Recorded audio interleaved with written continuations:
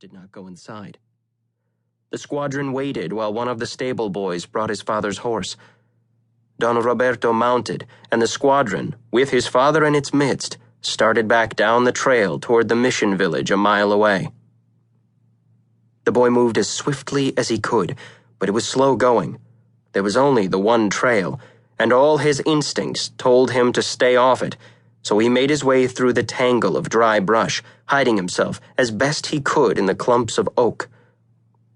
He watched as the squad drew close to the mission, and for a moment his fear eased. Perhaps they were only taking his father to a meeting with the American commandant. No. The squadron passed the mission and continued another 100 yards down the trail to the enormous oak tree around which the village had originally been built. Under its mighty branches, Indians had camped for untold centuries before even the Franciscan padres had arrived. Suddenly, the boy knew what the squadron was going to do, and knew there was nothing he could do to prevent it. Nor could he leave. He had to stay, to watch. As his father sat straight in the saddle, one of the men threw a rope over the lowest branch of the tree, while another tied Don Roberto's hands behind his back. Then they led the black stallion under the tree and tied the free end of the rope around Don Roberto's neck. From his hiding place in the brush, the boy tried to see his father's face, but he was too far away, and the shade of the oak was impenetrable. Then one of the cavalrymen lashed the black stallion's flanks with a riding crop.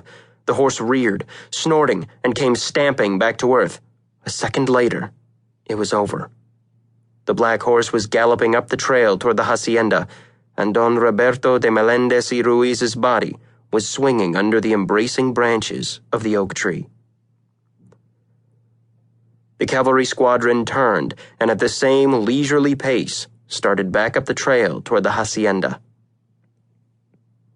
The boy waited until the soldiers were out of sight before he picked his way the last 50 yards to the floor of the valley.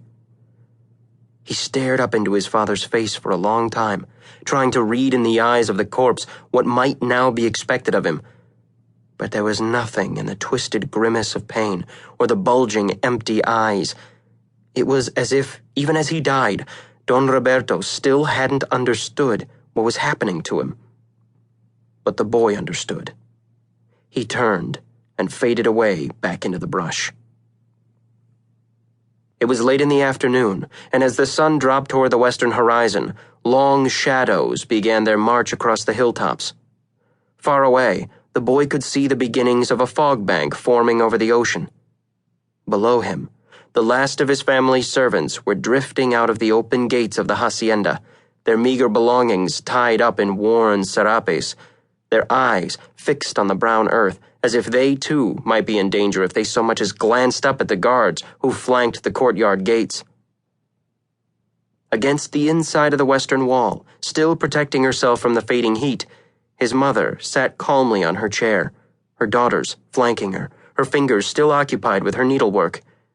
Every now and then, he could see her lips move as she offered words of farewell to the departing peones, but none of them replied. Only one or two even had the courage to nod toward her. Finally, the last of the servants was gone, and at a signal from their leader, the guards slowly swung the heavy gates closed. The officer turned to face Doña Maria, his words carried clearly up the hillside. "Where is your son?" "Gone," his mother replied. "We sent him away last week." "Do not lie, Doña Maria. He was seen yesterday." His mother's voice rose then, and the boy knew her words were for him, as well as for the man she faced. "He is not here, Señor. He has gone to Sonora, where he will be safe with our people." "We'll find him, Doña Maria." "No, you will never find him, but he will find you.